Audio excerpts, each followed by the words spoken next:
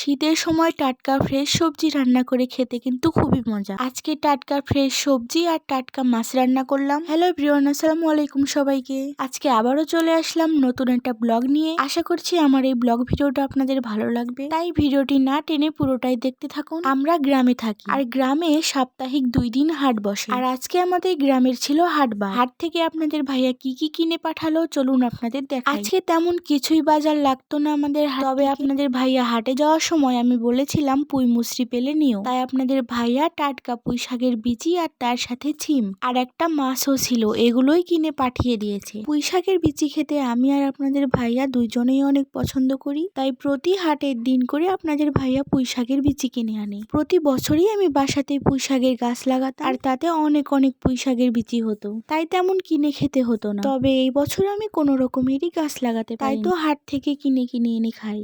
বিকালবেলা রাতের জন্য রান্না করতে চলে এসেছি। মাছটা কেটে বেছে পরিষ্কার করে নিয়েছি।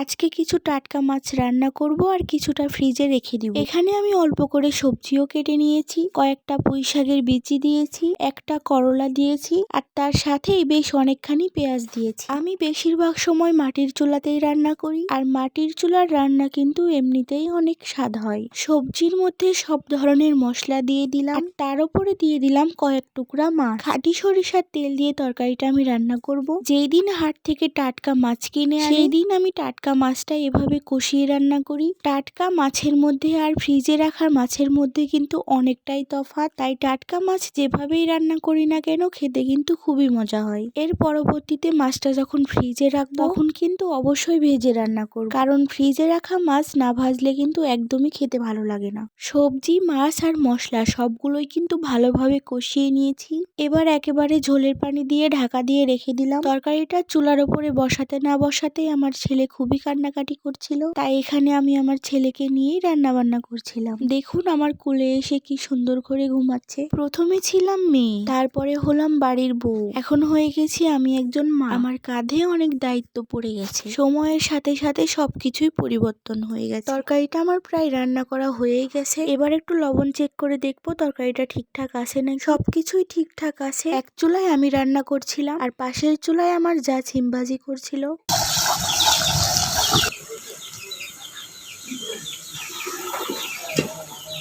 তরকারিটা রান্না করা শেষ। তরকারির কড়াই নামিয়ে ভাতের পাতিল তুলে দিলাম চুলার ওপরে। মাটির চুলাতে রান্না করতে কিন্তু বেশি সময় লাগে না। তরকারিটা দেখে সবাই বলবেন কেমন হয়েছে। কালারটা কিন্তু খুবই ভালো হয়েছে। বিকালবেলা রান্না করতে বসেছি, আর রান্না করতে করতে একদম সন্ধ্যা লেগে গেছে। গ্রামের এরকম নিত্য নতুন ভিডিও দেখতে আমাদের পাশেই থাকবেন। আজকের মতো ভিডিওটি এখানেই শেষ করছি। খোদা হাফেজ।